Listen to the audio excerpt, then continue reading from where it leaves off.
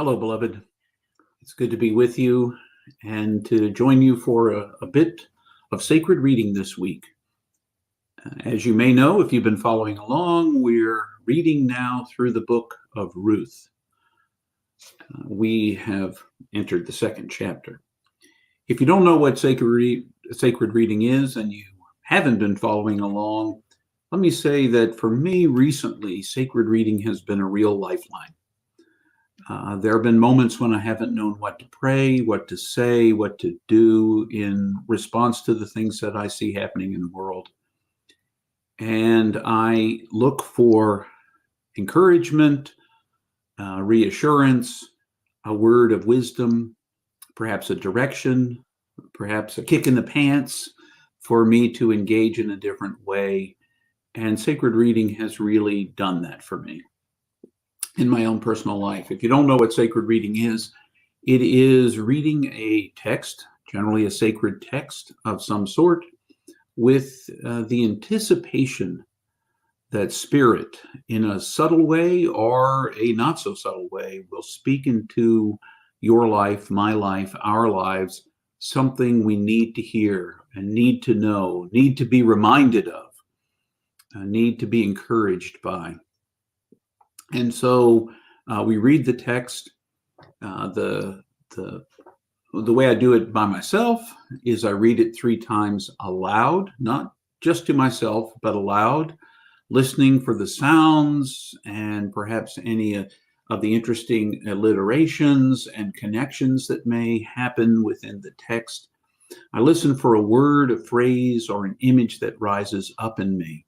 It's not the same as deep Bible study where you try to figure out what the original writer might have meant, what the context was, but instead you listen more deeply to say, what is this saying to me that I need to hear today? It may be one word, it may be several words, and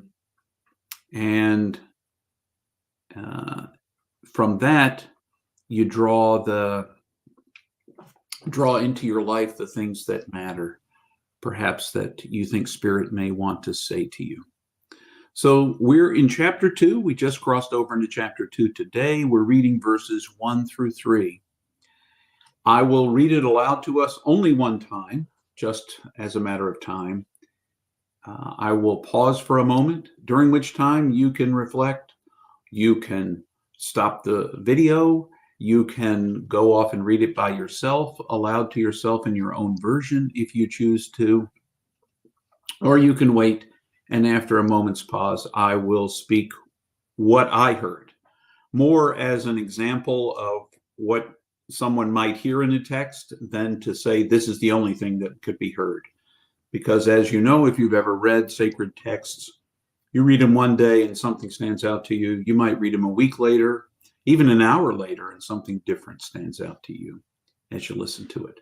So let's listen together to Ruth chapter 2, verses 1 through 3. Listen with me for a word from the Lord.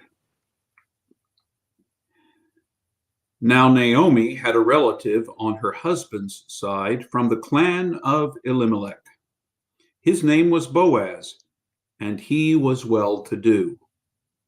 One day, Ruth the Moabite said to Naomi, "Let me go into the fields and be a gleaner, gathering the leftover grain behind anyone who will take pity on me." And Naomi said, "Go ahead, my daughter." So Ruth went out into the fields to follow the harvesters and gather the grain that they dropped.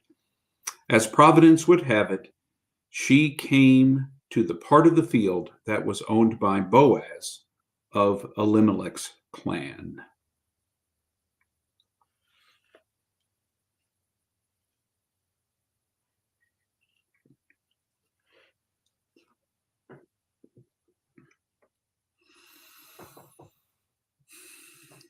So here's what I hear when I listen to this text.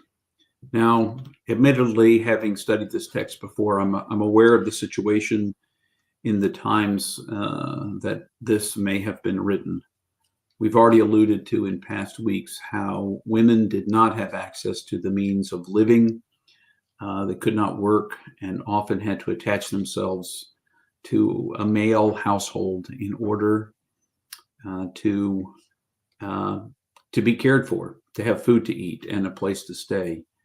And consequently, that's where Naomi, the mother-in-law, and the daughter-in-law Ruth find themselves, trying to make ends meet, trying to have enough to eat. And so when I listen to this text, I'm reminded, first of all, that there are lots of people in the world who live hand to mouth, who are struggling to make it in the world. Being reminded of that, it reminds me of my own responsibility to do something, whatever is mine to do within my power, to do something about that.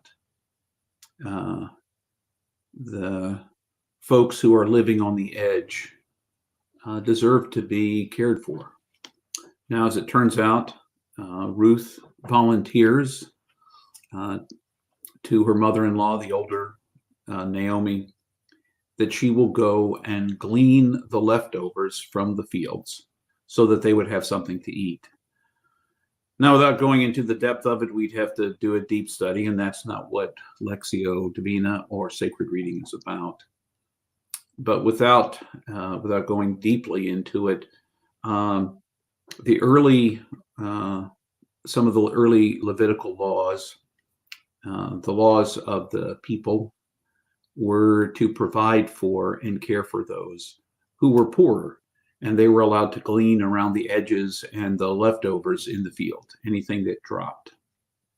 And so, in order to feed their families. This, at least as I understand it, was the way that it was. And so Ruth, in her sense of responsibility for her mother-in-law, Naomi, goes out to do just that. They are both hanging on the edge of life, as so many in our world are. And I'm reminded, at the very least, of those who hang on the very edge, who live hand to mouth, who wonder where their next meal will come from, let alone a place to live and safety of any kind.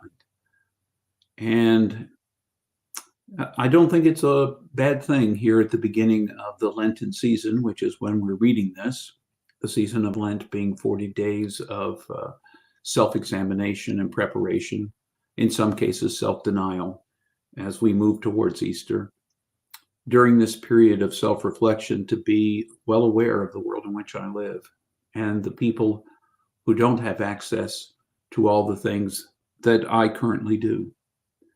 And rather than just being mindful of them, I'm called to act on their behalf in some way, along with those folks, not to those folks, but with those folks, knowing that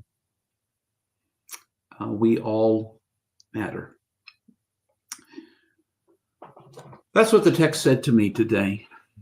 So be aware of the blessings you have in your life, the things that you carry that are gifts to you, and be aware that your calling on your life would be to do what you can to alleviate anyone else's struggles in this world as well, because we are all sharing in a common humanity. I don't think it was ever God's intent that some people should become rich on the backs of the very poor. But that's straight outside of what Ruth said to us today.